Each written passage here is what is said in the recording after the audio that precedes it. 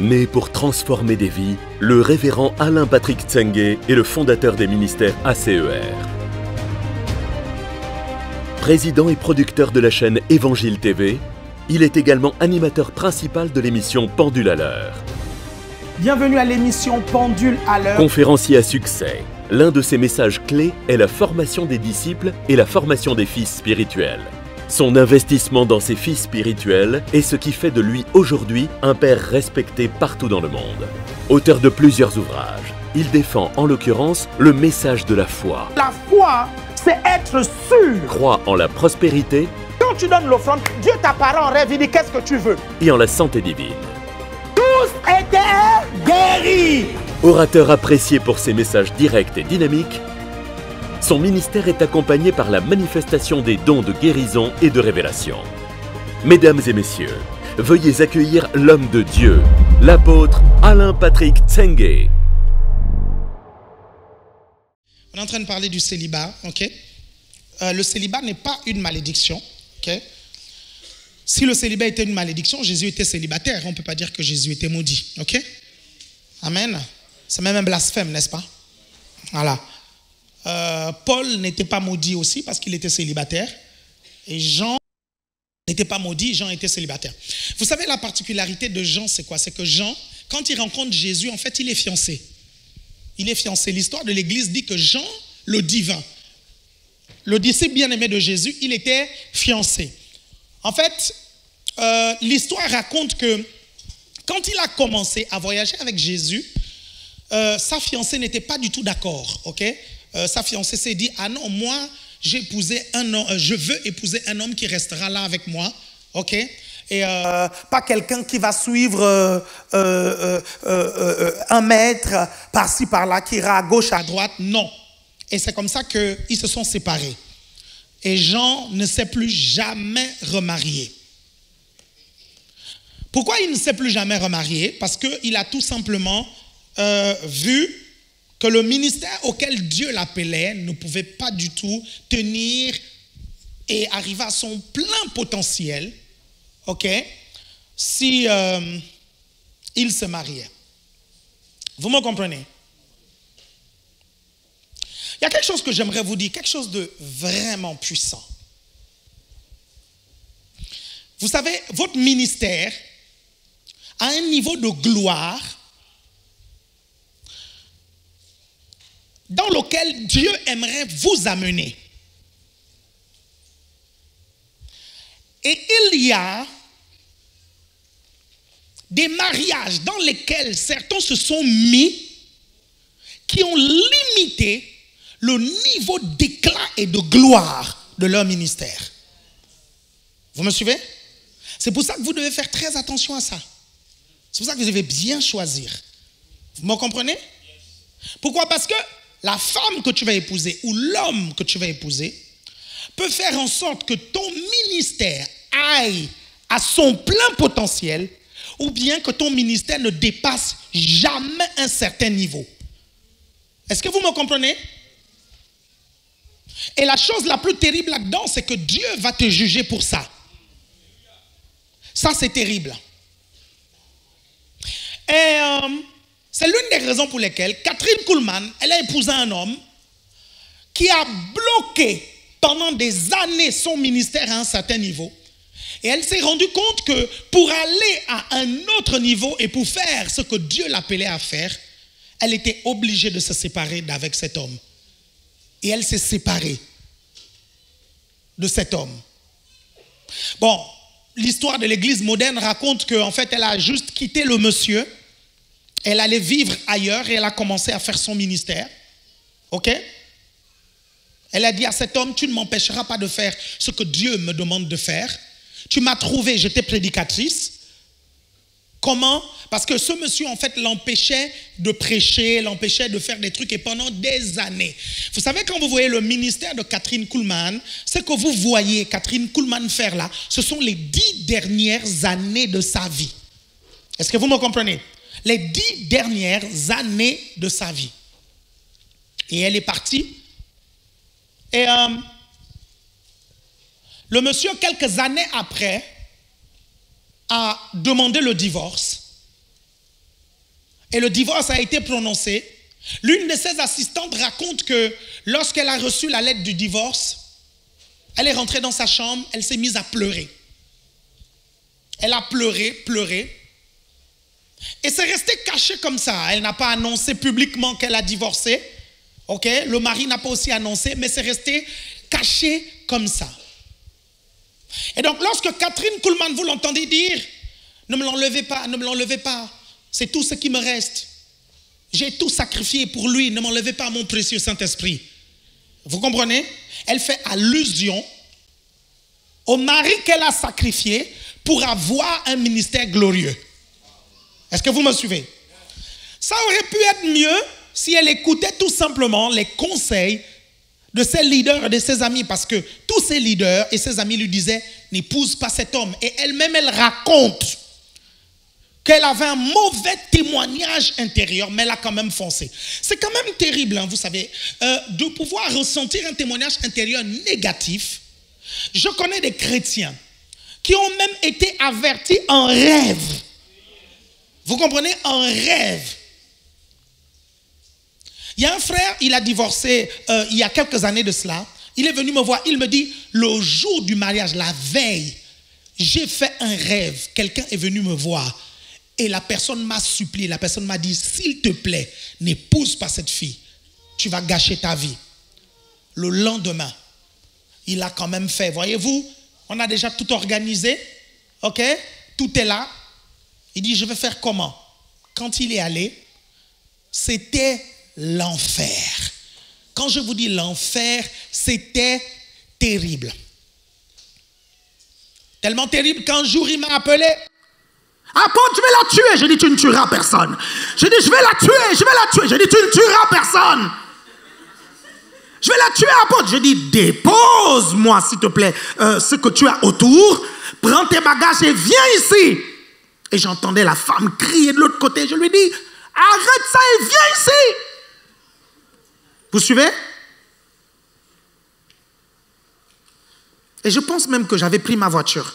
Je pense que j'ai pris ma voiture et je suis allé le chercher chez lui. J'ai dit, tu montes ici. Ok? Et le lendemain, j'ai appelé sa mère. J'ai dit à sa mère, je dis, je n'ai jamais été d'accord avec ce mariage. J'ai donné mon avis. Tout le monde a donné son avis. On avait dit que ce n'était pas bon. Cette fille, elle était terrible. J'ai appelé sa mère. J'ai dit à sa mère, si tu entends que ton fils est allé en prison, c'est à cause de cette fille-là, en fait. Vous comprenez? Il a eu son courage à deux mains. Il a divorcé. Et là, j'entends certaines personnes dire, oui, mais que l'homme ne sépare pas ce que Dieu a uni. Je suis d'accord, mais qu'en est-il des personnes que Dieu n'a pas unies?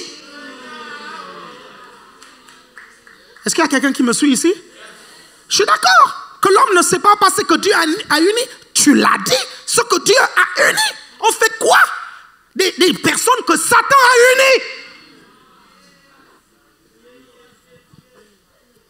Parce que ce que vous ne comprenez pas, c'est que Dieu connaît votre destinée, mais le diable a aussi entendu les paroles prophétiques qui ont été dites à votre sujet. Hein?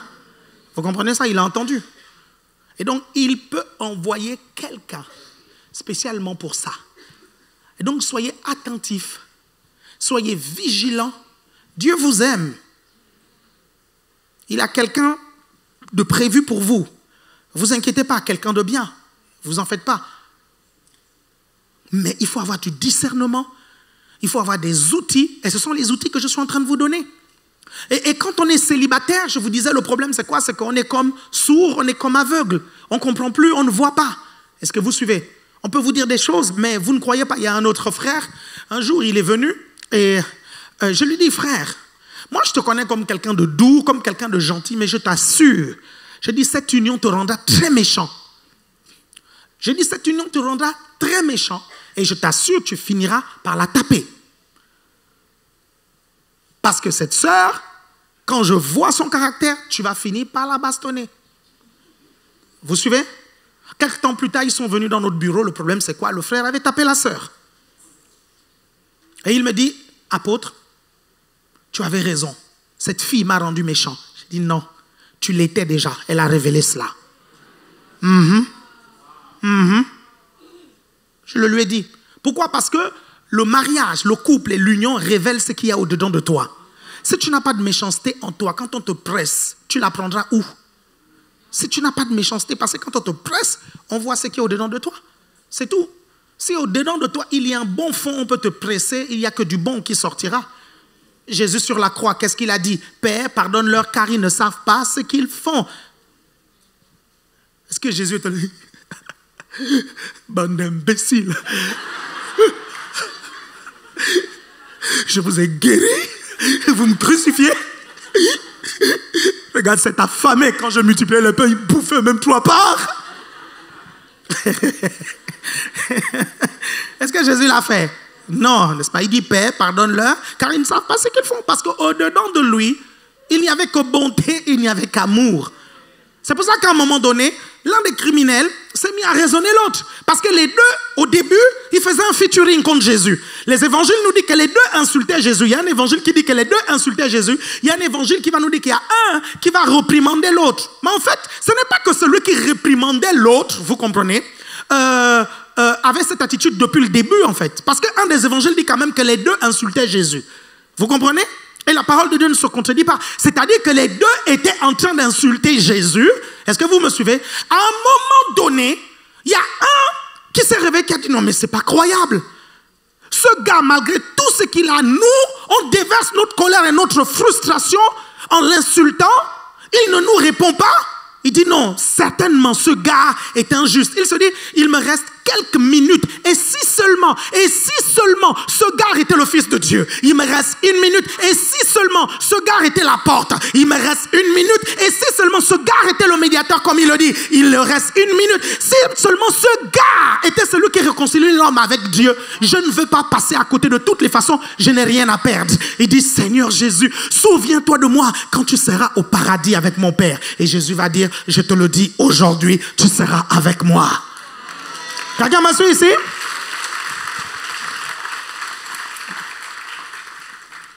Il y a des gens, ils sont en train de mourir, mais ils meurent méchants. Il est là, il est en train de crever. Il lui reste 1 minute, il lui reste 2 minutes à vivre. Non, la maison là, vous donnez la maison là à Adèle.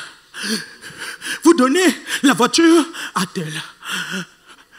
Ne permettez pas qu'il vienne à mon enterrement. Je le détesterai jusqu'en enfer. Il reconnaît qu'il va en enfer. Tu es en train de mourir. C'est le moment d'être bon. Quelqu'un me comprend ici? Et parfois même certains, c'est cette femme-là avec qui il a fait des enfants. Elle ne vient pas à mon enterrement. Elle ne doit pas venir à mon enterrement. Elle ne vient pas. C'est le moment de pardonner, c'est le moment de relâcher, mais lui, il est là toujours. Vous me suivez?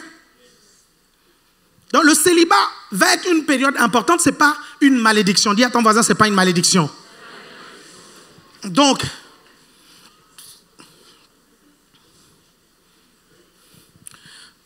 si un prophète te dit non, je vais chasser l'esprit de célibat, tu lui dis dans tes rêves.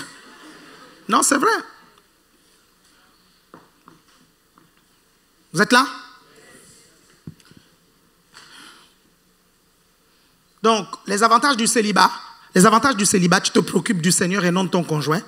Tu décides seul de ta vie en t'épargnant le labeur de t'accorder avec quelqu'un. Parce que c'est un labeur, s'accorder avec quelqu'un. Ceux qui sont en couple vont vous dire que je peux vous assurer, parfois pour prendre une seule décision, on fait d'abord une conférence nationale. Après la conférence nationale, conciliabule. Après, on ne s'entend pas, on appelle le frère. Ou parfois, on fait intervenir le pasteur. Une décision qui doit être prise. Pour demain, on fait le tour, on a 1 mois, on n'a pas encore décidé parce qu'il faut s'accorder. Vous me comprenez? Alors que lorsque vous êtes seul, vous décidez tout seul. Et je peux vous dire que c'est quand même un privilège. Profitez-en. Vous me suivez attentivement? Ok? Vous êtes là? Quand vous êtes célibataire, vous pouvez porter ce que vous voulez. Quand vous êtes marié, non. Voilà. Vous pensez que c'est l'inverse, mais non, ce n'est pas l'inverse. Je vous assure, ce n'est pas l'inverse. Quand vous êtes marié, la personne a le droit de te dire « Non, ça je ne veux pas, je n'aime pas quand tu portes ça en fait. » Vous me suivez? Elle a le droit. Et on a lu un passage biblique qui dit, bibliquement, que le corps de la femme appartient à l'homme et le corps de l'homme appartient à l'homme. Quelqu'un me suit ici. Donc, appartient à la femme. Le corps de l'homme appartient à l'homme. Oh, oh, je brise. Ah, je chasse. Ah. Est-ce que vous êtes là? Donc, quand elle s'habille, tu vois, quand elle s'habille et qu'elle part, tu as le droit de dire, tu pars où avec mon corps? Ramène-le ici. Vous me suivez? Vous êtes toujours là?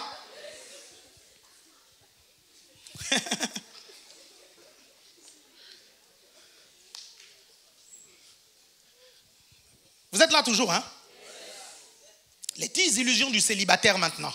Les 10 illusions du célibataire. Si vous comprenez ces illusions, sérieusement, vous n'irez pas bête dans le mariage. C'est vrai, hein? C'est vrai, parce qu'il y en a qui sont très naïfs. Ils sont dans le monde des bisounours. Vous êtes là? Surtout les sœurs en Christ. Je serai Ève et toi tu seras Adam. Et tu arrives, je suis désolé, tu es Jézabel et lui Jézabo. Dans la Bible, il n'y avait pas que des beaux couples. Hein. Dans la Bible aussi, il y avait des couples terribles. Et parfois, il y a des couples, sérieusement, tu vois Abigail et Nabal. Sérieux, hein? La femme, elle est bien. Tu te dis, mais qu'est-ce que cette femme fait avec ce monsieur? Mais la Bible dit que Nabal avait l'argent. Hein. Vous suivez? Nabal avait l'argent. Vous me suivez? Et là, vous comprenez, c'est que les parents d'Abigail... Non, mais Pasteur Paulette me disait, mais à l'époque, c'était les parents qui choisissaient. Oui, mais les parents ont choisi Nabal à cause de l'argent. Vous comprenez? Parce que Nabal avait beaucoup d'argent, mais la Bible nous dit qu'il était fou et insensé. Et sa femme était très belle et sage. Elle avait véritablement la carrure et le caractère d'une femme de roi. C'est pour ça qu'à la mort de Nabal, David l'a prise pour femme. Vous êtes toujours avec moi? Il y a plein d'exemples de couples. Hein. Vous suivez? Il y a Ananias et Saphira. Ça sont les couples de l'église, vous comprenez, qui s'entendent pour le vice à l'église. Vous me comprenez? Le vice. C'est-à-dire, vous les regardez, ils sont un dans le mensonge. Ils sont un dans le vice.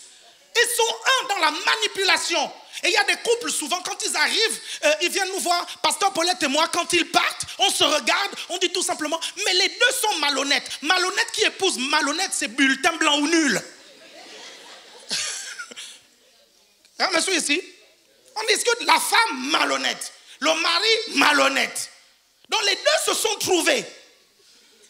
Quelqu'un me comprend ici? Et un jour, il y a quelqu'un qui m'a dit quelque chose. J'ai vu, il y a un couple, je me demandais, le mari était vraiment terrible. Et la femme, ils viennent à l'église, ils sont fiancés. Et la femme, c'est le genre vraiment raisonnable, sensé, stable, qui a un boulot. Ok, qui est tranquille. Et le mari, c'est le genre instable, pas de boulot, vous me suivez? Et à l'église, insensé, terrible comme gars. Et moi, je me demandais, je dis, mais qu'est-ce qui fait en sorte que cette dame-là qui est censée puisse épouser ce mec insensé? Parce que c'était un véritable fou. Et là, pendant que je suis en train de discuter avec un frère, le frère me dit, tu sais, apôtre, parfois, ça veut dire que la femme est aussi comme ça, mais elle cache son jeu. Vous suivez? Quelque temps après, ils ont pris une décision ensemble, ok, de quitter l'église. Et ils sont allés dans l'église d'un monsieur qui se disait prophète. Vous me comprenez? Ouais. Et il se disait prophète. Et ce monsieur bâtissait son ministère sur la destruction de ma réputation. Vous suivez? Il est en train de chasser un démon. Il y a quelqu'un, les démons se manifestent. Il dit, quel est ton nom? Sa complice qui est au sol dit, mon nom est Tsenge. Et il prend ça dans les vidéos. Il prend ça dans les vidéos et il met partout. Vous voyez, Tsenge en train de posséder cette dame. Tsenge en train de posséder. Donc moi je suis là, je regarde ces vidéos, vous comprenez? Je dis, mais qu'est-ce que les gens peuvent être stupides? Mais d'une stupidité terrible. Vous me comprenez? Et un jour le mari, il vient voir ce prophète. Moi, je ne sais pas ce que le prophète là faisait dans l'église. Le mari vient voir dans sa folie. Il vient voir le prophète. Il dit, toi, Dieu m'a montré que tu couches avec les femmes de l'église, que tu couches avec les gens. Machin, le prophète est là, il regarde seulement, il écoute le gars. Il parle. Après, il dit, tu as fini? Il dit, oui. Il dit, je couche avec les femmes de l'église. Hein? Je couche avec. Oui, je couche. Dieu me l'a montré. Il dit, ben, je vais commencer par ta femme. 1 mois plus tard, ils ont divorcé. Vous voyez un peu, hein? Et je me suis rendu compte que, c'est vrai, le frère avait raison. Quand il disait peut-être que les deux sont pareils. Les deux se sont trouvés. Il y a des couples formidables dans la parole de Dieu aussi. Aquilas et Priscille. À plusieurs reprises, vous voyez dans la parole de Dieu, on ne dit pas Aquilas et Priscille. Je pense à trois reprises, quand on cite ce couple, on dit au départ Priscille et Aquilas. Ou Prisca et Aquilas. Après, à la 3e reprise, on dit maintenant Aquilas et Priscille. Et ce n'est pas anodin. Ça veut dire en fait qu'à l'époque, il fut un temps, au début, où c'était Priscille qui était comme le leader. Vous me suivez? Et Aquilas, c'était le bébé spirituel. C'est lui qui suivait. Et à un moment donné, le mari a grandi. Et à partir de ce moment, il a pris sa position. Et on a inversé, c'est maintenant Aquilas et Priscille. Vous me comprenez? Et ça, on croise des couples comme ça. Qu'en est-il des couples, effectivement, où la femme a un leadership fort? Et le mari, il est mollo. C'est une vraie mauviette. On a l'impression que l'homme porte la jupe et la femme le pantalon. Est-ce que vous me suivez? Quand la femme hausse le ton, vous comprenez? Il est toujours là, oui, se soumet. À l'église, ok, même à l'église, tout le monde voit que la femme domine. Est-ce que vous comprenez? Et que la femme décide tout, elle dirige tout. Et si le mari ose dire quelque chose, elle regarde seulement. Le mari se plie, elle dit oui, chef. Qu'en est-il de ça? Est-ce que vous me suivez? Le mari, c'est un vrai bolos. Vous me comprenez? C'est important que vous compreniez le modèle biblique de la famille. Et un chrétien, ça suit ce que la Bible dit. C'est ça le chrétien. C'est ça.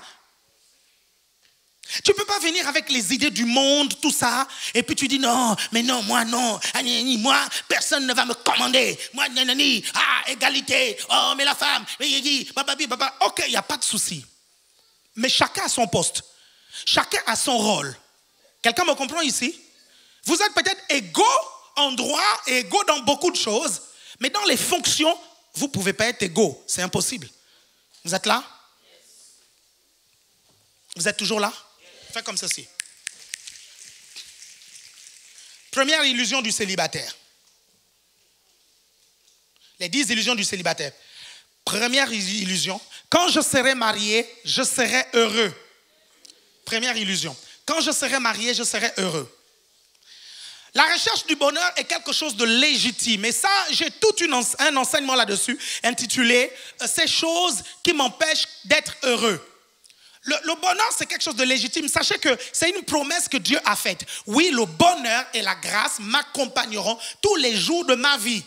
Et il y a beaucoup d'êtres humains qui font des choses sur le mobile du bonheur. Les gens recherchent le bonheur. Combien de personnes quittent l'église parce qu'ils se sentent plus heureux dans cette église? Combien de personnes divorcent parce qu'ils se sentent plus heureux dans ce mariage? Combien de gens quittent un travail parce qu'ils ne se sentent plus heureux dans ce travail? Combien de gens ne fréquentent plus leur famille parce qu'ils ne se sentent plus heureux au milieu de leur famille? Quelqu'un me suit ici? On comprend que le bonheur est un élément tellement crucial, ok, que c'est important de rééquilibrer un peu les choses. Recadrer un peu les choses. Sinon, vous ferez des erreurs monuments. C'est une erreur monumentale. Il y en a qui ont dit tôt. Ok? Ok, la première chose, je dis souvent, et c'est réel, vous n'allez pas dans un mariage pour être heureux. Vous allez dans un mariage pour rendre heureux. Vous me suivez? Vous sortez de votre égoïsme. Pourquoi? Parce que qu'est-ce qui va se passer si vous allez dans un mariage dans le but d'être heureux? Vous allez faire de votre conjoint la chose de votre bonheur. Vous allez l'instrumentaliser. C'est-à-dire que lui, là, Dieu l'a fabriqué juste pour te rendre heureux. Et tu seras tellement préoccupé par ton bonheur que tu ne penseras pas au bonheur de l'autre. Ça, c'est une attitude égoïste. Vous comprenez ça? Alors que si vous allez pour rendre heureux, regardez ce que la Bible dit. La Bible dit il y a plus de bonheur à donner qu'à recevoir. Ça, c'est la logique de la Bible. La Bible dit qu'en principe, quand tu es avec ton conjoint, tu dois sentir un double bonheur parce que tu le rends heureux ou tu la rends heureuse. Si tu n'arrives pas à ressentir ce double bonheur-là, il y a un problème. Si tu es heureux dans ton mariage, que lorsque l'autre te fait du bien, il y a un problème. Parce qu'en principe, il y a plus de bonheur, il y a plus de bénédiction à donner qu'à recevoir. Et ça, c'est quelque chose qu'il faut déjà renverser. Je vais me marier, de toutes les façons, ma famille me rejette. Je serai avec mon mari tout le temps, tel machin, je serai... Et donc, vous instrumentalisez votre mari, ok? Il ne peut plus aller ni à gauche, ni à droite, ni servir le Seigneur, rien du tout, parce qu'il doit être complètement au service de votre bonheur. Il y a un problème. Vous êtes là? Vous êtes là? C'est normal hein, que vous puissiez souhaiter le bonheur dans un mariage. Ça, c'est normal. Pour moi, le bonheur dans un mariage, c'est quelque chose de légitime. Mais sortez de votre égoïsme. Parce que le mariage, ce n'est pas pour les enfants. Ok? Et les enfants sont égoïstes. Vous me suivez? Les enfants, ma chose. Et vous avez vu les enfants parler de leur maman? Ma maman. Mon papa. Ils sont égoïstes. C'est pour eux. Ma grande soeur. Mon grand frère. Vous me suivez? Mais quand vous vous mariez, vous devez sortir de cet égoïsme-là, penser maintenant à l'autre. C'est pour ça que nous vous disons que ce n'est pas une mince affaire. Parce que tu ne vis plus pour toi-même et pour le Seigneur. Tu vis maintenant pour l'autre. Avant de faire quelque chose, tu dois savoir et te demander si ça fera plaisir à l'autre. Si ça ne lui fait pas plaisir et que tu fais la chose, ça rendra la personne malheureuse et tu rates ta mission dans le mariage. Parce que tu es un instrument du bonheur de ton conjoint. Tu es un canal. Dieu veut t'utiliser pour rendre heureux son serviteur. Dieu veut t'utiliser pour rendre heureuse sa servante. Dieu veut t'utiliser. Mais si tu arrives en disant, non, moi je viens ici pour prendre le bonheur, je te garantis, tu vas échouer ton mariage. Je sais pourquoi je le dis. Je le dis parce qu'il y a beaucoup de couples qui sont venus nous voir. Le problème, c'était ça.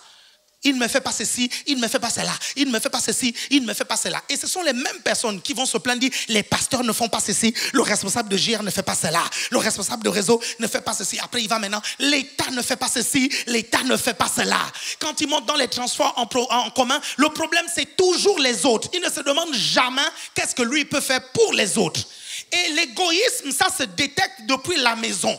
L'égoïsme, ça se détecte depuis le GR, le travail, l'école. Est-ce que tu es du genre à penser aux autres ou tu es du genre à penser rien qu'à toi-même? Parce que ce défaut va s'amplifier dans le mariage.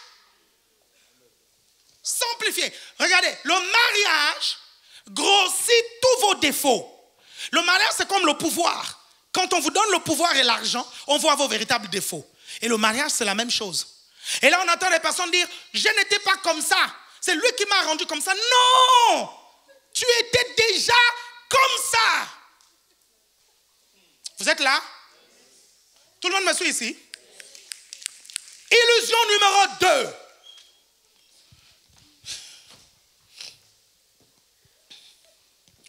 Illusion numéro 2. Ouh, mon Dieu. Caliente. Dis à ton voisin, caliente. Quand je serai marié, je ferai l'amour quand je voudrais et où je voudrais. Caliente. Caliente. Quand je serai marié, je ferai l'amour quand je voudrais et où je voudrais. Et il y a une période dans le cycle de la femme où elle est en règle, tu ne peux pas faire l'amour. Enfin, sauf si tu aimes les boucheries. Et tout à coup, vous avez l'image. Hein? Rémi, tu as dit quoi? Ça, c'est moi. Et quoi, j'ai entendu? Mais je dis, mes frères, mais tu es grave.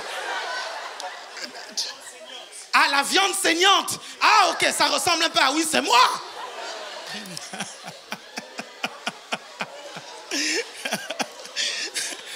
J'ai commencé à penser, j'ai dit, mais un petit pervers, ce PE. En tout temps, en tout lieu.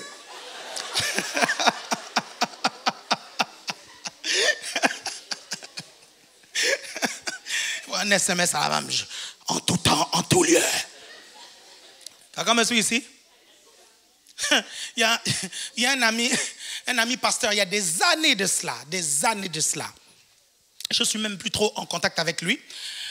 Il m'appelle, il me dit, apôtre. Est-ce que tu as reçu un de mes messages, une vidéo? Je dis non, je regarde le SMS, rien. Il dit non, c'était sur Facebook.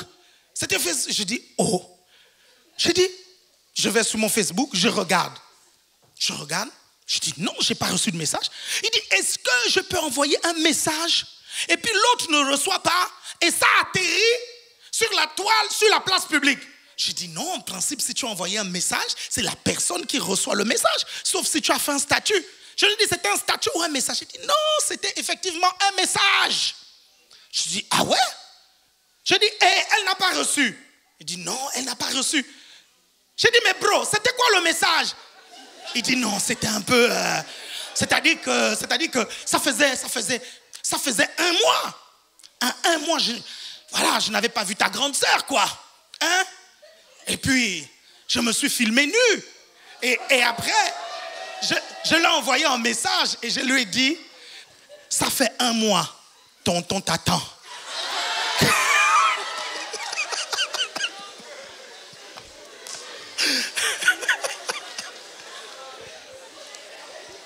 Il dit, bro, tu t'es filmé. Il dit, tu sais que moi et ta sister, nous on est libre, hein? On est libre. J'ai dit, Joe, mais si ça tombe sur la toile, tu es foutu. Il dit, mais c'est pour ça que je suis en panique. Aide-moi un peu. Aide-moi, essaye de voir. Donc je commence, je fouille, mais tu appréhendes. Tu te dis, mais purée, quoi, tu vas voir le truc du grand frère, c'est pas bon. Donc tu cherches, tu dis, oh là là, tu cherches. Tu dis, non, je n'ai pas trouvé, ne t'inquiète pas, ce n'est pas sur la toile. Je lui dis, parce que ces choses-là, de toutes les façons, quand c'est sur la toile, ça circule plus vite que les versets bibliques.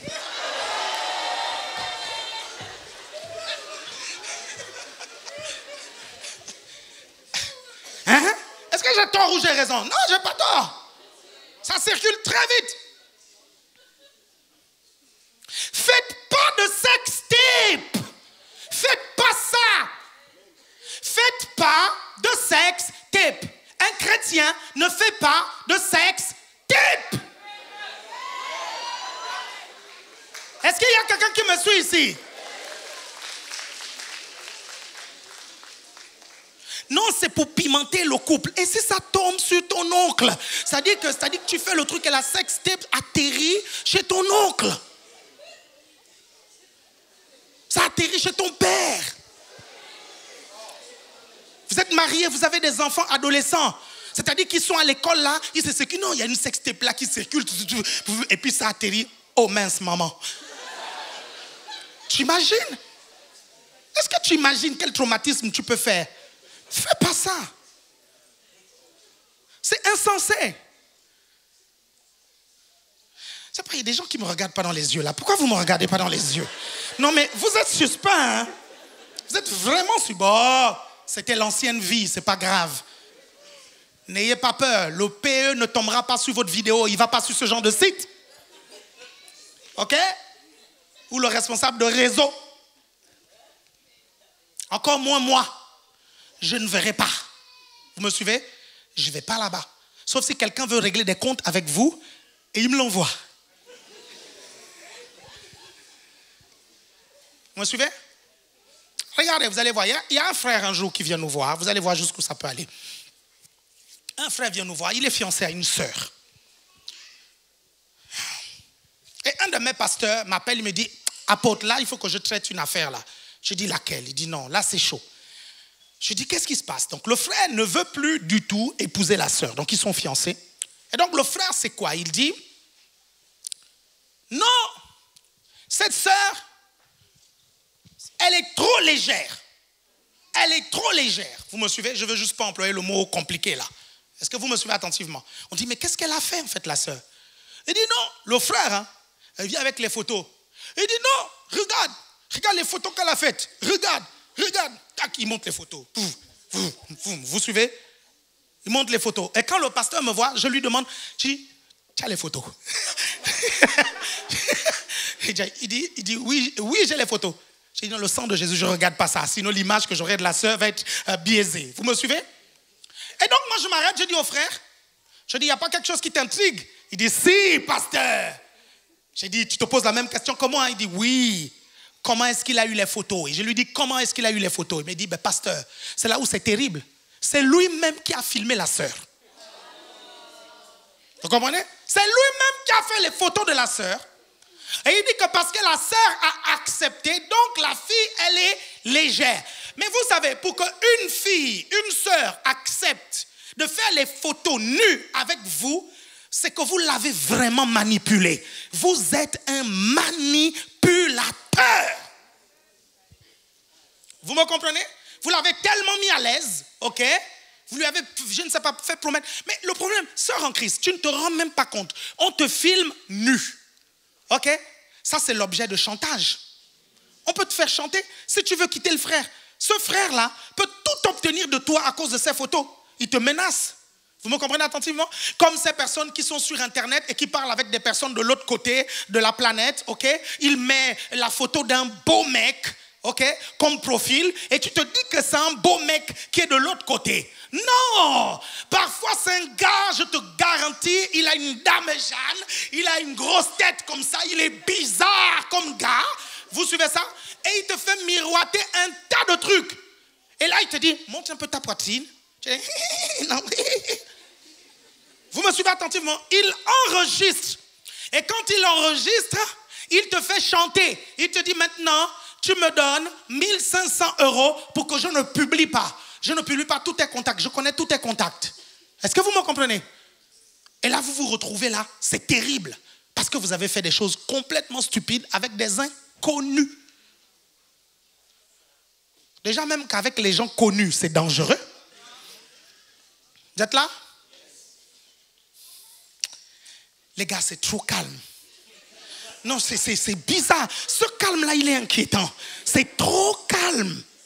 C'est trop calme. Vous êtes suspect. Vous êtes là? Et je sais qu'il y a certains qui disent, purée, mince, je l'ai déjà fait. Que faut-il faire? Ben, confesse tes péchés à Dieu. Va voir ton leader, peut-être, et dis-lui. Je ne sais pas. Vous me suivez? Quelqu'un est là? Troisième illusion du célibataire. Quand je serai marié, j'irai partout avec mon conjoint. C'est une très grosse illusion. Tu n'iras pas partout. Pourquoi? Parce qu'à un moment donné, chère femme, tu vas tomber enceinte, ok? Il va falloir rester avec le bébé à la maison parce que le bébé ne peut pas aller partout. Ok? Vous êtes toujours là? Faites comme ceci. Il y aura des moments où le mari sera en mission, tu vas devoir rester à la maison. La femme sera en mission, tu vas devoir rester à la maison. Je parle là des jaloux. Il y a des gens qui sont très jaloux. C'est-à-dire que la jalousie avec 4 J. Jaloux. Jaloux à un point où quand le gars il va jeter les poubelles, tu lui dis, tu étais où? Je parle à toi là, l'experte de fouiller le téléphone de ton gars. Tu es toujours là, le téléphone est là, tu commences à... Il aime bien 6. 6. Ah, bingo. Tu commences à fouiller.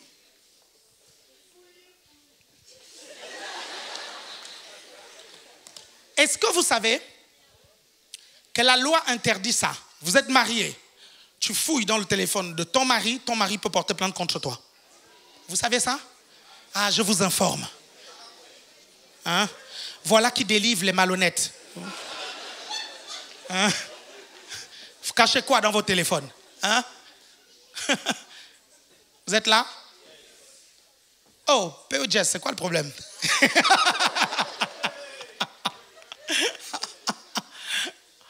Est-ce que vous me suivez? Il dit, j'irai partout avec mon conjoint. Non, ce n'est pas possible. Si tu peux, c'est bien. Sinon, tout le temps, n'importe où, non, ce n'est pas possible. 4e illusion. Ça, ce sont les hommes. Quand je serai marié, ma femme me fera à manger tout le temps. Je ne ferai plus des tâches ménagères. Illusion.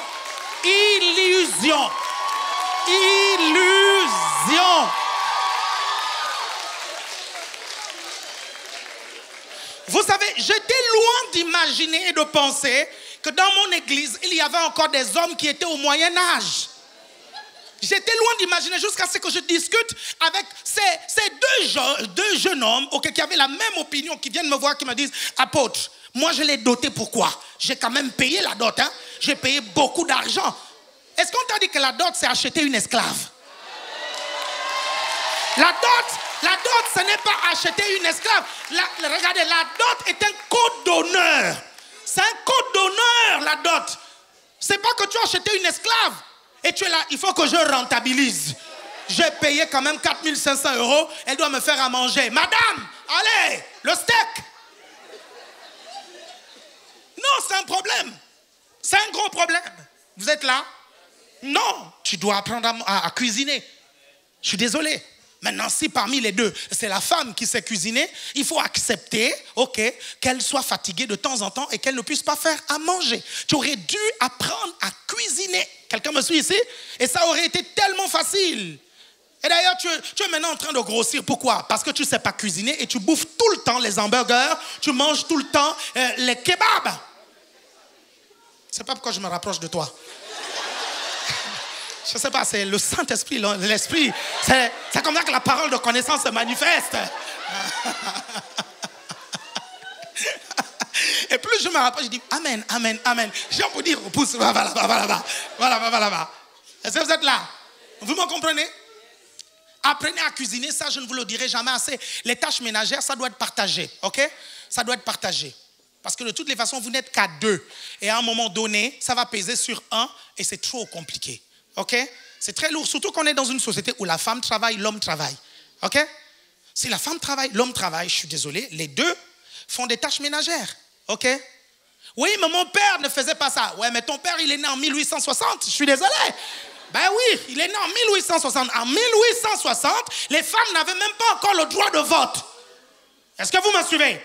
Je dis non, ça a évolué. On est maintenant dans l'ère, c'est les réseaux sociaux maintenant. Il y a Insta, ok? Vous êtes là? C'est bizarre. Il y a 2 stands. Il y a un stand là et un autre là-bas. Lève-toi un peu. Il ressemble à Stan, hein? Regarde, Stan, lève-toi. Oh! Ils sont forts, hein? Oh! Ça, c'est fort, hein? Non, c'est le jumeau du Respo Stan.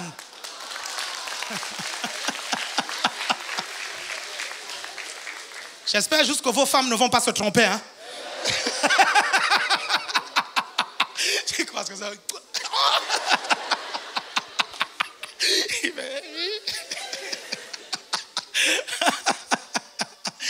Est-ce que vous êtes là? Eh bien, c'est fini. On va se lever. Mais c'est fini. C'est fini. Le temps est fini. Lève-toi, acclame le Seigneur. J'ai encore 7 autres illusions. Non, pas 7 autres. 6. Non. 6 autres illusions. My God. Regardez-moi les autres illusions. Si j'étais vous, je n'allais pas les rater. Ah oui, oui. Parce que je veux rendre la vue à tous les célibataires qui sont ici. Hein? Et je vais ouvrir vos oreilles. Parce que le célibataire, il est aveugle et sourd. On lui dit tout, on lui parle, il ne comprend pas. On lui dit des choses. Ah là là là là là. Hein?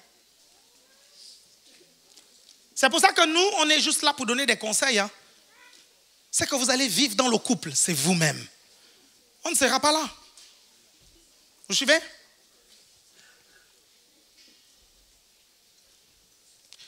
Tout à l'heure, je parlerai de la violence dans le couple. Je parlerai de la violence. Si pendant les fiançailles, vous vivez ça, je vous dis, pendant le mariage, ça peut être terrible si ça ne se corrige pas. Et la violence dans le couple, c'est du pénal. C'est-à-dire, on peut vous foutre en tôle. Je te conseille 1 fois, tu ne corriges pas. Je conseille 2 fois, tu ne te corriges pas. Je vais te dénoncer aux flics. Parce que tu peux tuer quelqu'un. Dans tes problèmes de violence, il faut les résoudre. Je me rappellerai toujours de l'une des premières choses que le pasteur Paulette m'avait dites. On n'était pas mariés. Elle me regarde dans les yeux, elle dit, si tu me touches ou tu me tapes 1 seule fois, tu ne me connais pas, tu ne m'as jamais connu, tu ne m'as jamais vu. J'ai rigolé. J'ai rigolé. Parce qu'en fait, Je ne suis pas violent. Quand il y avait la bagarre, je fouillais.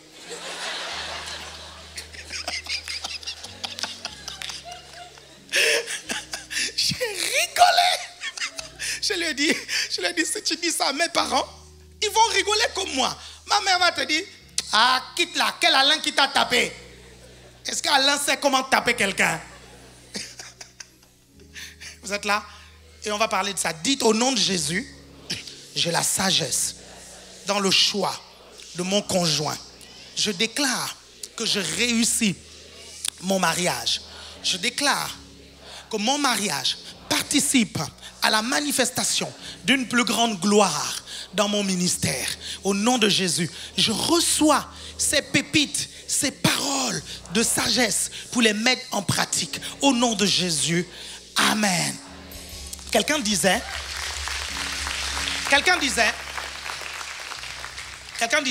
ouais, mais non, moi je quitte l'église parce que, en fait, il n'y a que des jeunes, et puis on ne se marie pas là-bas. À l'ACER, on ne célèbre pas beaucoup de mariages. Je dis, mais attends, il y a peut-être 4 ans de cela ou 3 ans. Je dis, mais attends, mais ce sont des enfants. C'est beaucoup d'enfants qui viennent là, beaucoup de jeunes en fait. Je lui dis, mais ne t'en fais pas.